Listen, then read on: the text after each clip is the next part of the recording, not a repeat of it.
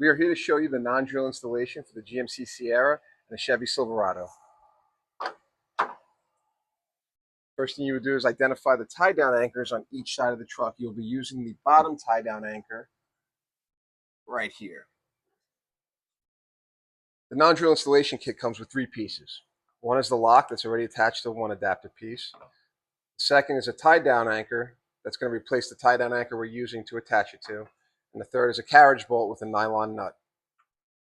Each adapter piece is powder coated for protection from all elements. All you're going to need is a 9/16" socket wrench. With the tie-down anchor facing down, take your carriage bolt, put it through the opening, and then place it through the bottom like so. Then take the lock and place it through the carriage bolt like so.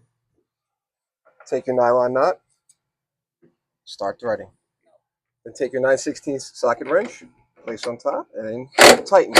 Now don't tighten it away because you may have to adjust it to make sure it's straight.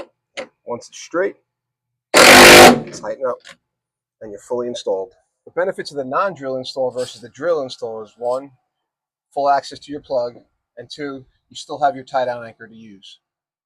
Order yours today at thecargofla.com.